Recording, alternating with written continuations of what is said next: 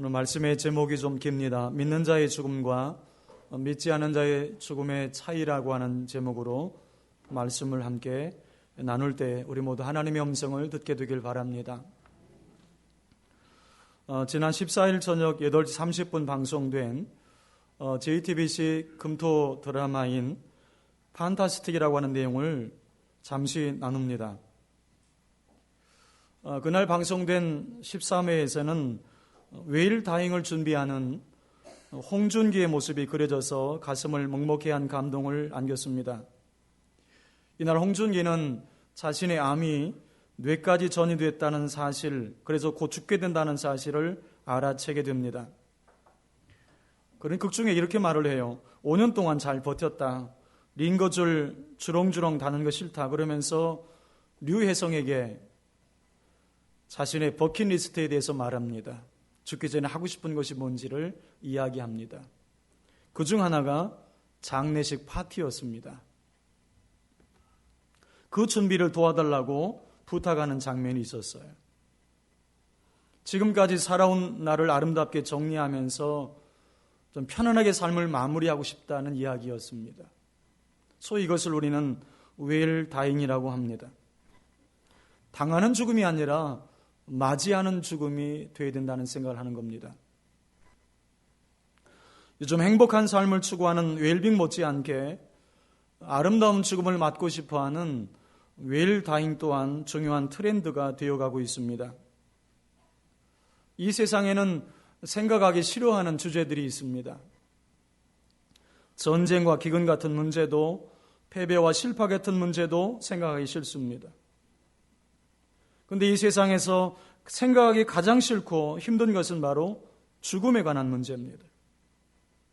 하지만 누구도 피할 수 없는 것이 죽음이고 언젠가는 죽게 된다는 것이 인간의 실존인 것은 부인할 수가 없습니다. 그럼에도 불구하고 죽음은 이 세상 모든 사람들이 다 생각하기 싫은 문제 중에 하나입니다. 죽음에 대해서 생각하기 싫고 그 문제를 다루기 힘든 것은 죽음에 대해 아는 것이 별로 없기 때문입니다. 이 세상에 죽음이라고 하는 문제를 좀 속 시원하게 그리고 분명하게 풀어줄 수 있는 사람은 없습니다. 병원에서 환자들을 치료하다가 죽는 환자들을 매일 보는 의사조차도 죽음에 대해서 설명할 길이 없습니다. 매일 죽는 사람들을 땅에 장사 지내고 화장을 시키는 사람들도 죽음을 알 수가 없습니다. 어떤 목회자가 이런 고백을 하는 것을 들었습니다. 한 번은 그분이 시골에서 목회할 때 교인을 화장하기 위해서 화장터에 갔다는 것입니다. 그랬더니 그곳에서 일하는 젊은이가 자신을 보고는 전사님, 제가 천국 가는 길을 보여드릴 테니까 오세요 그러더라는 겁니다. 그래서 전사님은 이 사람이 이곳에서 매일 죽는 사람들을 화장하다가 천국 가는 길을 발견했나 싶어서 따라가 보았다는 것입니다.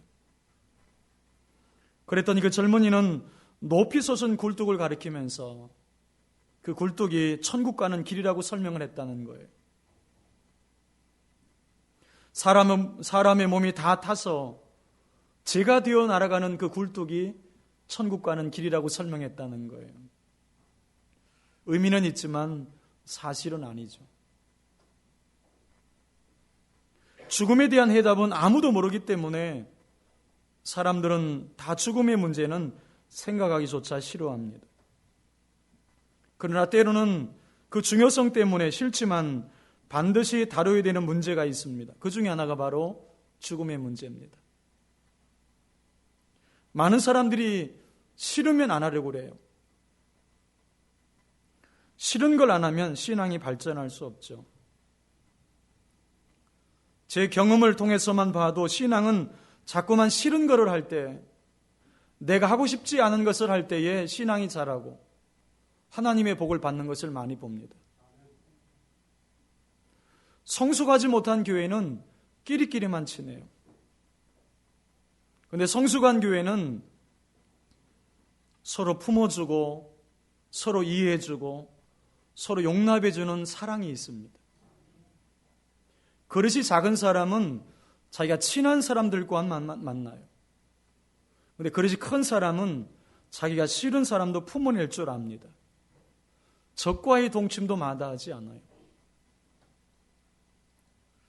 내가 편한 사람들과만 구역하겠다 그러면 과연 그 교회가 성장할 수 있겠습니까? 여러분, 교회가 커지려면 불편한 사람도 품을 줄 알아야 돼요.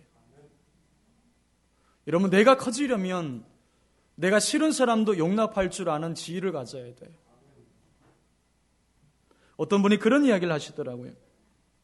이 세상에서 성공한 크리스천들을 조사해 보니까 한 가지 공통점이 있다라는 거예요.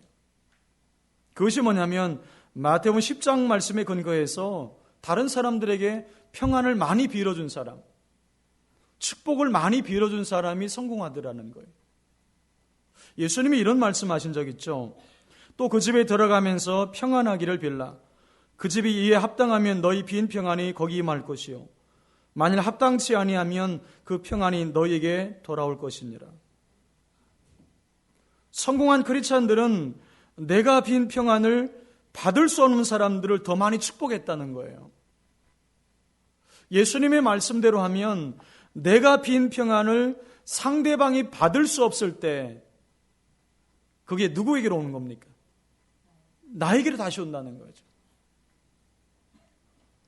그러니 평안을 빈 내가 더 많은 축복을 받게 되는 거죠. 많은 축복과 기적이 내가 하기 싫은 것 속에 담겨 있음을 우리가 기억해야 돼요. 용서, 사랑, 새벽기도, 금식, 침묵, 11조 이런 것들이에요. 대부분의 사람들은 그 싫은 것은 하지 않아요. 대신 자기가 원하는 것만 하려고 하기 때문에 축복에 제한되고 신앙이 성장하지 않는 거예요. 여러분, 신앙은 싫은 것을 하면서 성장하는 거예요. 여러분, 축복은 싫은 것을 감사함으로 하게 될 때 받게 되는 거예요. 그 싫은 보따리를 풀고 그것을 하기 시작할 때 기적은 시작되는 것입니다. 제가 좀처럼 예언은 안 하지만 예언 하나 하겠습니다. 여러분 모두는 죽습니다. 우리가 신앙생활 하는 것은 이 땅에서 주님이 주신 사명을 감당하다가 주님이 부르시는 날 영광 중에 가기 위함이에요. 여러분, 어찌게 보면 내가 신앙생활 하는 것은 잘 죽기 위함인 거예요. 그렇게 죽음의 문제는 다룰 가치가 있습니다. 왜냐하면 우리 모두는 언젠가 다 죽기 때문입니다.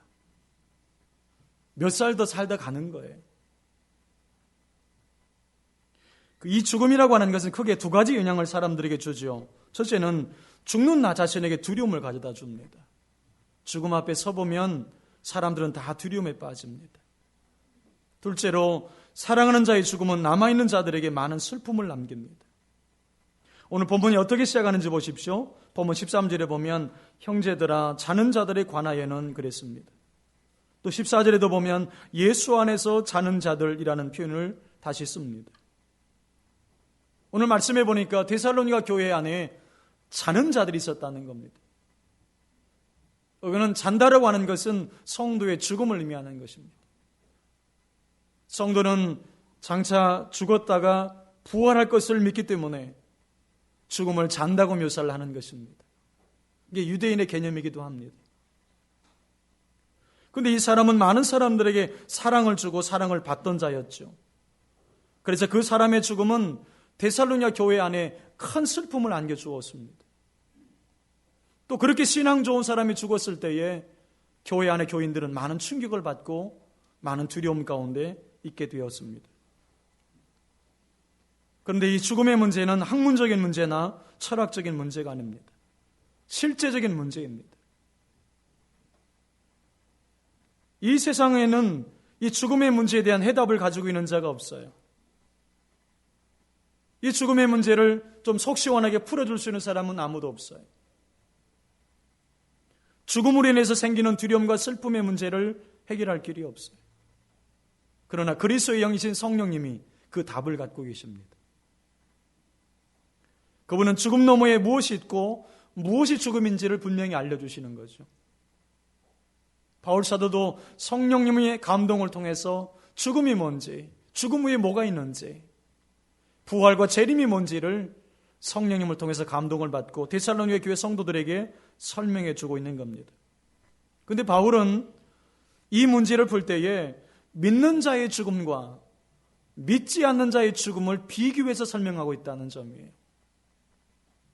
저는 그래서 이 시간 믿는 자의 죽음과 믿지 않는 자의 죽음을 비교해서 말씀을 함께 나누려고 합니다. 여러분, 그렇다면 예수님을 믿는 자와 예수를 믿지 않는 자의 죽음에는 어떤 차이가 있을까요? 첫째는 믿는 자의 죽음에는 소망이 있지만 믿지 않는 자에게는 소망이 없습니다. 믿지 않는 자에게 있어서 죽음이라고 하는 것은 모든 것의 종착역이에요. 죽는 자에게 무엇을 바랄 것이 있겠어요? 죽는 자는 말이 없어요. 여러분, 공동묘지에 가보십시오. 죽는 자는 말을 하지 못합니다. 사람이 죽으면 그의 모든 것이 다 박탈당하고 말아요. 주님의 부름을 받는 그 순간 우린 세상의 모든 것을 다 내려놓고 가야 합니다. 어떤 분은 죽은 부모에게 하늘에서 보살펴달라고 기도하기도 합니다. 헛된 일입니다. 죽은 자의 기도는 들어지지 않습니다. 기도도 살아있을 때 하는 겁니다. 여러분, 죽은 자가 바꿀 수 있는 것은 아무것도 없어요.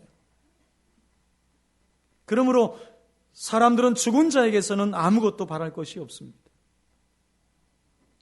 몇 년 전 동해안에 북한 잠수정이 꽁치여망에 걸려서 우리나라 해군 기지로 옮겨져서 수색을 받았던 적이 있습니다.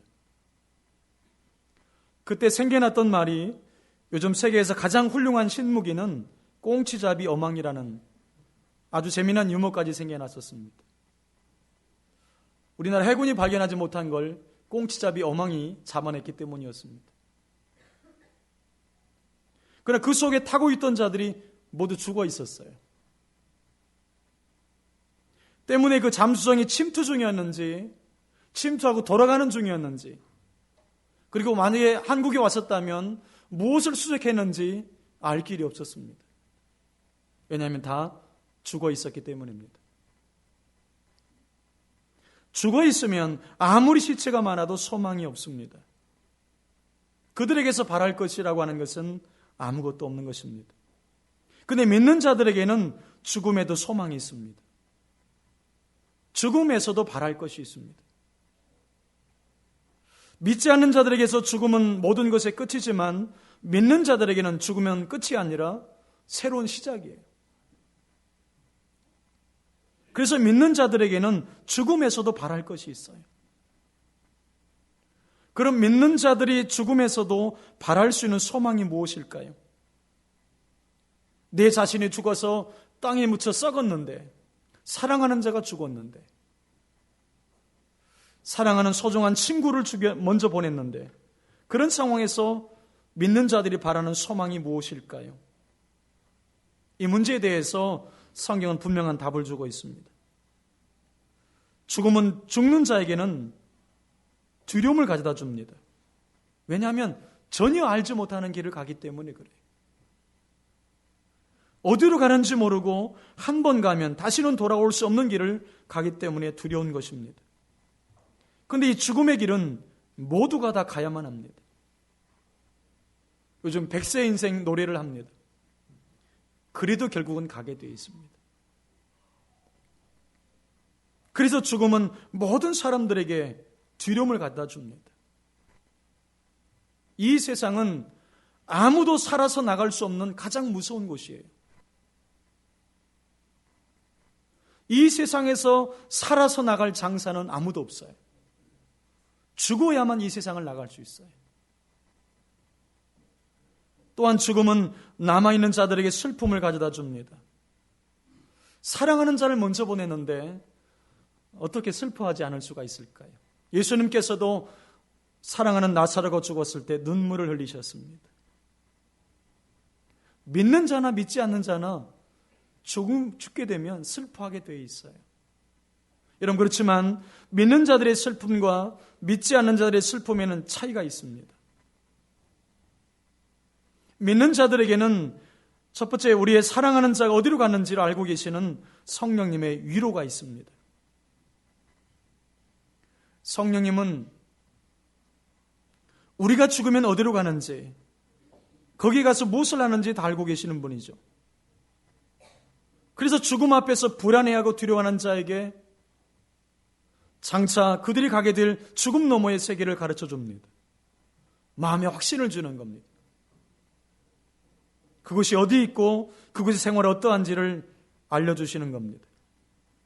그가 천국에 가 있고 천국에서 안식하고 있다는 걸 알았을 때에 더 이상 슬퍼할 이유가 없게 되는 거죠. 또한 믿는 자들에게는 하나님의 약속의 위로가 있습니다. 예수 믿고 죽은 자들은 다 천국에 데려간다라고 하는 하나님의 약속이 있습니다. 그러므로 사랑하는 자가 천국에 갔다는 그 믿음으로 위로를 받게 되는 것입니다. 천국에서 다시 만날 소망 안에서 살아갈 용기를 내는 것이죠. 제주도를 삼다도라 그러기도 하고 삼무의 섬이라고도 합니다. 제주도는 바람과 돌과 여자가 많다 그러잖아요. 또 제주도는 대문이 없고 거지가 없고 도적이 없다 그러잖아요. 여러분, 천국도 삼무의 나라입니다. 계시록 21장에 보면 천국에는 사망이 없고 슬픔이 없고 아픈 것이 없습니다. 사랑하는 자가 이렇게 좋은 나라에 갔을 때 우리가 더 이상 슬퍼할 이유가 없게 되는 거죠. 우리는 다시 그들을 천국에서 만나게 됩니다. 이런 소망이 있는 거죠. 해질 무렵 어린 소녀가 혼자 공동묘지에 들어오고 있었습니다. 공동묘지 입구에 서 있던 노인이 그 어린 소녀에게 이렇게 어두운데 공동묘지를 혼자 지나기가 무섭지 않냐라고 물었습니다. 그러자 그 어린 소녀는 아니요, 우리 집은 이 공동묘지 건너편에 있어요 라고 대답을 했습니다. 내 집을 찾아가는데 공동묘지를 지나가면 어떻고 화장터를 지나가면 어떻습니까? 우리 믿는 자들의 집은 죽음 넘어 천국에 있습니다. 그러므로 죽음의 길에 들어서도 두렵지가 않은 거예요. 나의 영원한 집에 가는데, 주님이 나를 위해서 예비하신 천국에 가는데 화장터를 지나면 어떻고 공동묘지의 죽음을 지나면 어떻습니까? 그러나 믿지 않는 자들은 죽음에서 아무런 소망이 없습니다. 믿지 않는 자들은 사랑하는 자의 죽음에 대한 슬픔을 위로받을 곳이 없어요. 나의 죽음에 대한 두려움을 가지고 고통을 당할 때 위로받을 수가 없어요. 그래서 밤새 고스톱을 치고 술 마시면서 그것을 유한을 삼고 싶어 하는 거예요. 우리가 예수 믿고 소유하게 된 가장 큰 축복이 있다면 죽음 앞에서 두려움이 없이 찬송하며 천국 갈 수 있다는 것 아닐까요? 제가 장례를 인도한 분들 중에 아름다운 임종을 맞이한 분들이 기억에 많이 남습니다. 목사님, 제가 좋아하는 찬송을 좀 불러주세요. 그런 분도 있었습니다. 지금도 생생하게 기억나는 초등학교 5학년 아이의 임종이 지금도 기억이 납니다. 백혈병으로 그 아이가 임종하게 된 것입니다. 초등학교 5학년 아이였습니다. 얼굴이 천사 같았습니다. 울고 있는 부모에게 슬퍼하지 말라고 위로를 해줍니다. 목사님과 성도들이 자기를 보러 왔을 때 감사하다고 인사를 해요. 초등학교 5학년짜리 아이가. 그러면서 마지막으로 이렇게 남깁니다. 엄마 아빠 천국에서 다시 만나요. 그렇게 말을 하는 거예요. 온 성도들이 함께 울면서 기뻐했습니다. 사랑하는 여러분, 죽음이 얼마나 두렵습니까? 죽음이 얼마나 슬픕니까? 그런데 그 가운데서도 소망과 위로를 얻을 수 있는 그 믿음을 갖게 하신 하나님 앞에 감사할 수 있기를 바랍니다. 얼마나 놀라운 은혜인지 몰라요. 두 번째는 믿는 자들은 예수님의 부활을 믿지만 믿지 않는 자들은 예수님의 부활을 못 믿습니다. 초대교회 때 사도들이 성령 충만함을 받고 나가서 복음을 전했죠. 그때 전한 복음의 핵심은 예수님이 죽으셨다가 3일 만에 부활하셨다. 그것이었습니다. 믿음은 예수님의 부활을 믿는 것입니다. 성도들은 예수님이 나의 죄를 위해서 십자가에 달려 죽으셨다가 3일 만에 부활하셨다고 믿습니다. 이 부활신앙을 가진 사람들이 성도예요. 그러나 믿지 않는 자들은 이 부활을 믿지 않아요. 그럼 이 예수님의 부활을 믿는 것과 믿지 않는 것 사이에는 어떤 차이가 있을까요? 예수님의 부활을 믿는 자들은 첫째는 하나님께는 부활의 능력이 있다고 믿습니다. 하나님께서 예수님을 다시 살리신 것처럼 하나님께는 죽은 자도 살릴 수 있는 부활의 능력이 있습니다. 이것을 믿는 거예요. 두 번째는 예수님의 부활을 믿는 자들도 예수님이 이 부활을 믿는 자들도 부활한다고 말씀하셨기 때문에 나도 부활한다고 믿습니다. 예수님께서 나는 부활이요 생명이니 나를 믿는 자는 죽어도 살겠고 무릇 살아서 나를 믿는 자는 영원히 죽지 아니하리라. 그 말씀을 하셨어요. 그렇기 때문에 예수님의 부활을 믿는 자들은 자기도 부활한다는 믿음을 가지고 있는 거예요. 독실한 신앙인이었고 과학자였던 마이클 패러데이가 죽어가고 있었습니다. 그때 잡지 기자가 패러데이에게 죽음 이후의 삶에 대한 사색을 물었습니다. 생각을 물은 거죠. 그때 패러데이는 이렇게 말합니다. 난 아무런 사색도 가지고 있지 않다. 나는 확실성에 근거한다. 나는 나의 구세주가 살아계시고 그리고 그 살아계시기 때문에 나도 또한 살 것이다. 신앙인들은 이렇게 자기의 부활을 확신하고 있어요. 전쟁에 참전한 병사가 심한 상처를 입고 죽어가고 있었습니다. 자신이 곧 죽는다는 사실을 감지했습니다. 그때 위로받기 위해서 포켓에서 성경을 꺼냅니다. 그리고는 요한복음 11장 25절을 펴서 한 절 한 절 읽어가기 시작합니다. 그 성경에 그의 손가락이 대주는 곳마다 밑줄이 쳐지기 시작한 것입니다. 그것이 바로 요한복음 11장 25절. 나는 부활이요 생명이니 나를 믿는 자는 영원히 죽지 않는다. 이 말씀이었습니다. 그는 죽어가면서도 이 부활신앙을 끝까지 붙잡았던 것입니다. 이 부활의 믿음은 머리 믿음이 아닙니다. 예수님이 부활하셨다 머리로 기억되는 게 아니에요. 나도 부활한다 머리로 믿는 믿음이 아니에요. 이 믿음은 마음의 믿음입니다. 마음의 확신이에요. 바울은 로마서 10장 10절에서 사람이 마음으로 믿어 의에 이르고 입으로 시인하여 구원에 이른다 그랬어요. 머리의 믿음, 지적인 믿음은 죽은 믿음이에요. 그 믿음으로는 구원받지 못합니다. 머리 믿음은 능력이 없어요. 마음의 믿음이 능력이 있어요. 머리 믿음은 운동력이 없어요. 그러나 마음의 믿음은 운동력이 있습니다. 그렇기 때문에 죽어도 다시 산다는 마음의 믿음은 죽음에 대해서도 소망을 갖게 합니다. 죽음에 대한 두려움이 없어요. 이런 믿음을 가지고 있는 사람들은 이런 고백을 합니다. 고린도전서 15장 54절부터 57절을 같이 읽습니다. 시작. 이 썩을 것이 썩지 아니함을 입고 이 죽을 것이 죽지 아니함을 입을 때에는 사망을 삼키고 이기리라고 기록된 말씀이 이루어지리라. 사망아 너의 승리가 어디 있느냐? 사망아 내가 쏘는 것이 어디 있느냐? 사망이 쏘는 것은 죄요 죄의 권능은 율법이라. 우리 주 예수 그리스도로 말미암아 우리에게 승리를 주시는 하나님께 감사하노니. 바울은 죽음에 대한 이야기를 하고 있고 죽음 다음에 부활에 대한 이야기를 하고 있습니다. 그런데 여러분, 바울이 죽음에 대해서 이야기하면서 뭐라고 매듭을 짓고 있냐면 우리에게 승리를 주신 하나님께 감사한다. 죽음조차도 감사가 되는 거예요. 왜냐하면 죽음 다음에 부활을 믿기 때문입니다. 그러나 예수님의 부활을 믿지 못하는 자들에게는 이런 믿음과 소망이 없어요.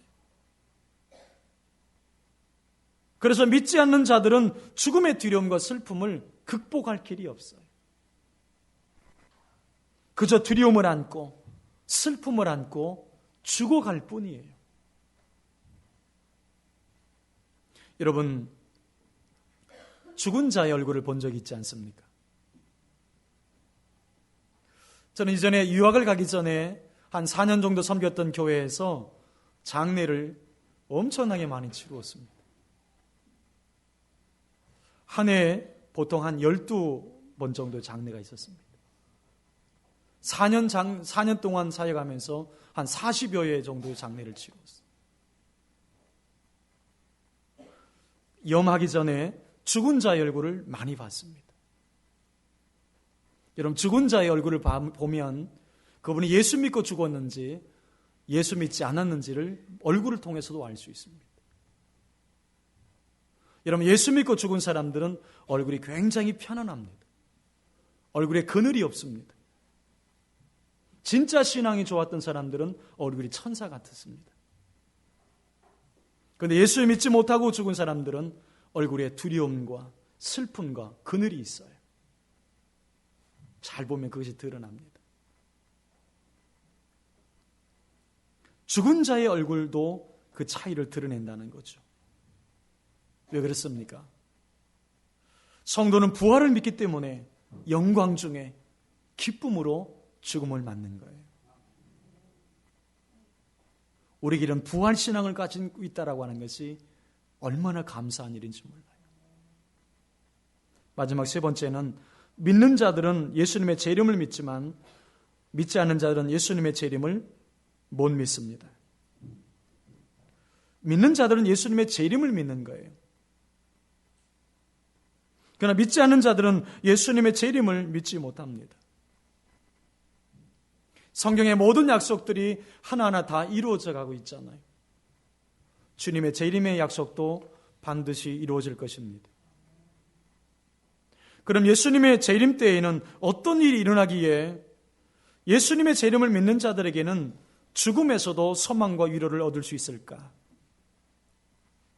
첫째는 예수님이 호령과 천상의 소리와 하나님의 나팔 소리로 친히 하늘로 쫓아 강림하실 때에 예수 그리스도 안에서 죽은 자들, 즉 예수 믿고 죽은 자들은 부활합니다. 그렇기 때문에 예수님의 재림을 믿는 자들은 죽음에서도 소망을 갖게 되는 거예요. 두 번째는 그리고 구름 속으로, 이 구름 속이라는 말은 영광 중이라는 말이에요. 끌어올려 공중에서 주를 영접하게 됩니다. 그리고 주님과 함께 영원히 살게 되는 거죠. 그것을 위해서 우리 몸은 영화로운 새로운 몸을 입게 되는 것입니다. 고린도서 15장 42절부터 47절을 힘있게 같이 읽어봅니다. 시작. 죽은 자의 부활도 그와 같으니 썩을 것으로 심고 썩지 아니할 것으로 다시 살아나며 욕된 것으로 심고 영광스러운 것으로 다시 살아나며 약한 것으로 심고 강한 것으로 다시 살아나며 육의 몸으로 심고 신령한 몸으로 다시 살아나나니 육의 몸이 있은즉 또 영의 몸도 있느니라. 기록된 바 첫사람 아담은 생명이 되었다 함과 같이 마지막 아담은 살려주는 영이 되었나니 그러나 먼저 신령한 사람이 아니요 육의 사람이요 그 다음에 신령한 사람이라. 첫사람은 땅에서 났으니 흙에 속한 자이거니와 둘째 사람은 하늘에서 나셨느니라. 우리 모두가 이렇게 될 거예요.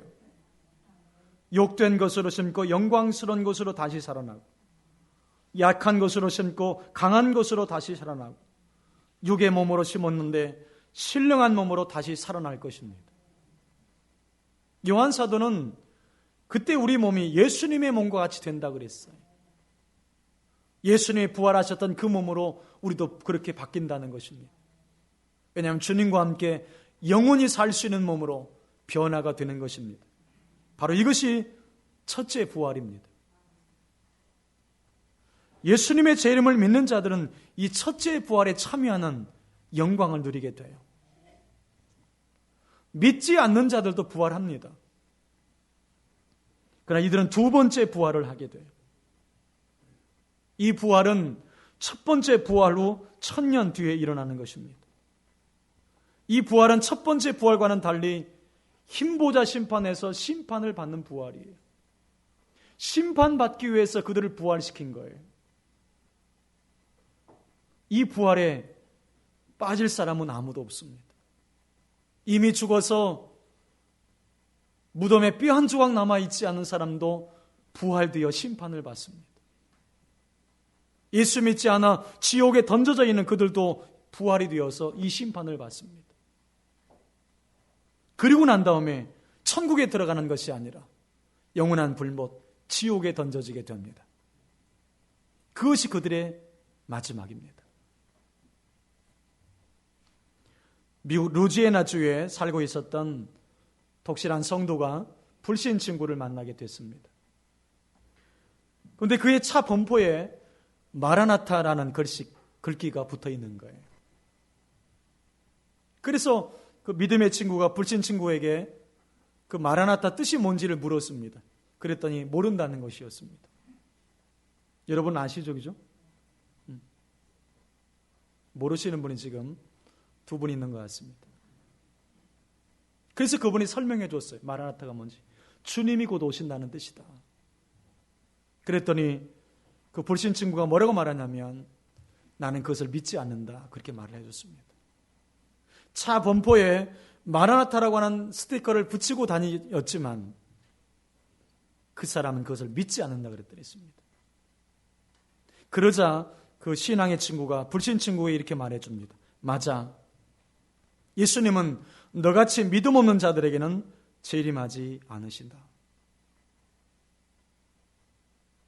예수님의 재림을 믿지 않는 자들에게는 예수님의 재림이 없다. 여러분 이 말을 깊이 새기셔야 합니다. 예수님의 재림을 믿지 않는 자들에게는 예수님의 재림이 없습니다. 그러므로 예수님의 재림을 믿지 않는 자들에게는 영광 중에 주님을 만나는 첫 번째 부활이 없습니다.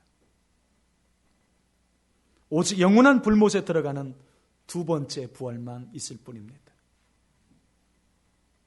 이것이 믿는 자들의 죽음과 믿지 않는 자들의 죽음의 차이입니다. 이제 말씀을 맺습니다. 한 세기에 가장 커다란 발자취를 남겼던 실존주의 철학자 샤르트르가 있습니다. 그는 1980년 3월에 프랑스 파리의 브루세 병원에 폐수종으로 입원을 합니다. 그는 한 달 동안 이 병원에서 발악하며 보냅니다.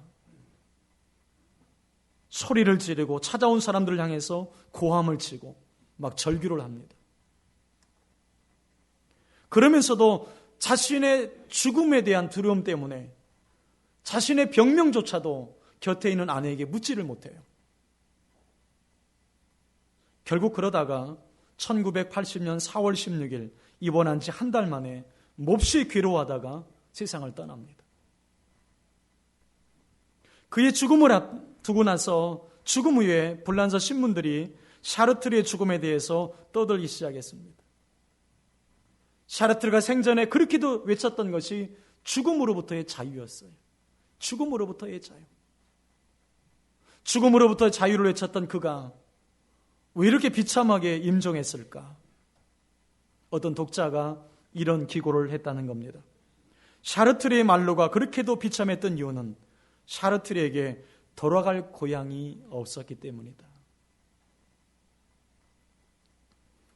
사람들은 이런 생각합니다. 이 세상에서 잘 먹고 잘 사는 게 중요하지 죽어서 천국 가는 게 뭐가 중요할까? 여러분 정말 그럴까요? 여러분의 죽음 앞에 서서도 그 말 할 수 있을 것 같습니까? 여러분 죽음 앞에 서서 가장 중요한 것은 자식이 아닙니다. 돈도 아니고 명예도 아니에요. 내가 예수 믿고 있는가? 내가 예수 믿어 구원받았는가? 좀 더 나아가보면 내가 사명에 충성을 다했는가? 여러분 그거 외에는 내게 위로와 소망을 주는 것은 아무것도 없습니다. 영혼의 때를 준비하는 지혜가 있으셔야 합니다. 여러분 그 기회는 바로 오늘뿐입니다. 우리에게 내일은 없습니다. 여러분 지금 내가 예수 믿고 구원받았는가? 지금 예수님이 오신다 하면 내가 천국 갈 확신이 내게 있는가? 여러분 그 확신, 그 믿음 준비하셔서 언제 주님이 나를 부르신다 해도 기쁨 중에, 영광 중에 아름답게 임종할 수 있는 저와 여러분 될 수 있기를 축복합니다. 우리 함께 같이 기도하면 좋겠습니다.